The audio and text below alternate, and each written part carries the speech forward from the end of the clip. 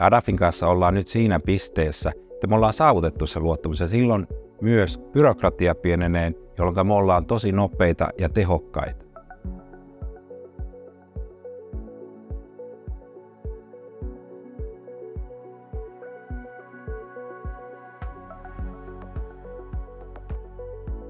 Meidän Juntterissa lähdettiin liikenteen, niin perusongelmana oli se, että se data oli niin rikkinäistä ja sen liikuttaminen paikasta toiseen oli tosi hankalaa ja se hidastaa toimintoja.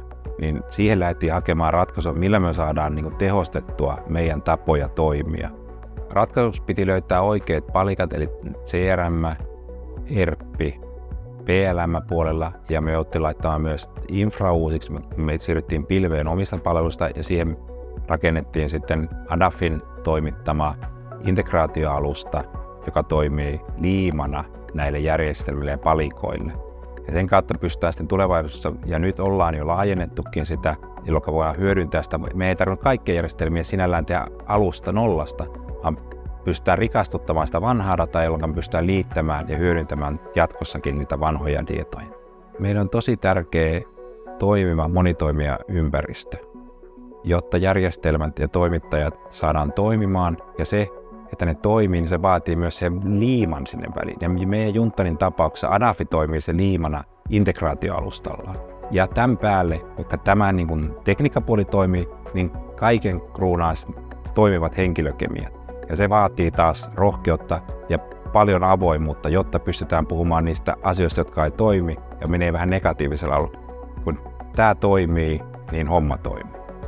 Ja miten toi Adafin rooli on kehittynyt tässä kokonaisuutena, niin alussa, niin kuin mä sanoin tuossa, me aloitettiin enemmän oli järjestelmäpuolta ja silloin PLM, ERP ja CRM, niin saatiin se ja sinne rakennettiin ne konnektorit ja integraatioalustan kautta, niin se rooli oli pienempi, mutta nyt kun ne järjestelmät toimii, niin nyt tulee se seuraava vaihe, eli me lähdetään kehittämään meidän prosesseja, operaatioita, ja ne operaatioiden kehittäminen, se on se liima, niin kuin sanoin, se integraatioalusta, niin sen kautta pystytään sitten jakamaan sitä tietoa entistä helpommin oikeaan paikkaan ja saamaan sitä tietoa. Me tehtiin samaan aikaan, ollaan rakentamassa uutta konesukupolvea. Eli mikä tarkoittaa sitä, että meillä tulee täysin uusi voimalinjavapaa konesukupolvi. Ja siihen lähdettiin ihan nollasta liikenteeseen. Ja missä tässä sitten, kun Adafi oli tehnyt näitä juttuja eikä tämän integraatioalustan kautta ja liittämisiä, niin me haluttiin myös kehittää, kun tämä fleet managementti, me tarvittiin siihen apuja ja nähtiin, että sieltä saadaan apuja tähän ohjelmiston kehityspuolella, että me pystytään rakentamaan käyttöliittymiä ja saadaan sieltä sitä projektin tukemista.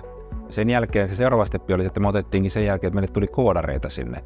Eli jotka on meidän tiimeissä mukana, niin se vaatii tosi paljon sitä kumppanilta, että ne pystyy reagoimaan nopeasti näihin muutoksiin, mitä tulee, kun asiakasvaatimukset tehdään ensimmäisen koneella, se on tiukat asiakasvaatimukset ja yritetään tehdä siihen, noudattaa sitä mallia, että me tehdään nopeasti niitä asioita eteenpäin, niin ollaan oltu siihen toimintamalliin tosi tyytyväinen. Ja sen kautta, kun saavutetaan ne tulokset, niin syntyy luottamus siitä, että tämä homma toimii. Ja Adafin kanssa ollaan nyt siinä pisteessä, että me ollaan saavutettu se luottamus ja silloin myös byrokratia pienenee, jolloin me ollaan tosi nopeita ja tehokkaita.